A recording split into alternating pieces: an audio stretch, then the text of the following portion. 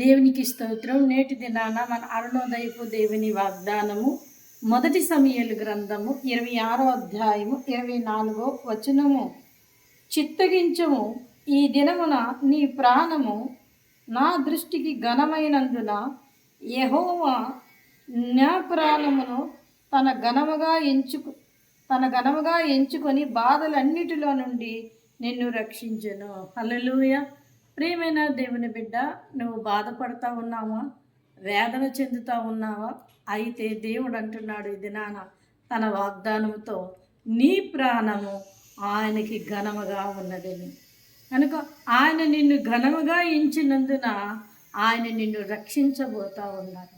నువ్వు ఏ అపాయంలో చిక్కుకున్నావో, ఏ విషయంలో నువ్వు జారిపోయావో, ఏ విషయంలోంచి నువ్వు బయటికి రాలేక ఆ ముండ్ల పొదల్లోనే పడి ఉన్నావో, వాటి నుండి ఆయన నిన్ను రక్షించడానికి, నీ ప్రాణాన్ని విమోచించడానికి, రక్షించడానికి ఆయన నిన్ను ఘనముగా ఎంచుకున్నాడు.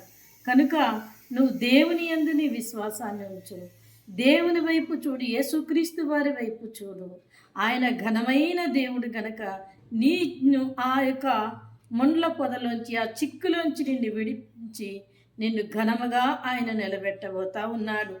భౌతికమైన చిక్కే కాదు, ఆధ్యాత్మిక చిక్కు నుంచి కూడా ఆయన నిన్ను విడిపించి తన పరలోక రాజ్యపు వారసురాలిగా చేస్తారు.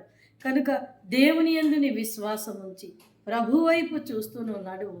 అరుణోదయాన లేచిన వెంటనే ఈ వాగ్దానాన్ని పట్టుకొని ప్రార్థన చేసి నీ జీవితాన్ని ప్రారంభించు. త్వరలోనే ఆయన నిన్ను ఘనముగా ఎంచి, ఆయన నిన్ను ఘనముగా నిలబెట్టి అనేక విషయాల్లో నిన్ను ఆశీర్వదించి దీవించబోతున్నారు. ఆమేన్.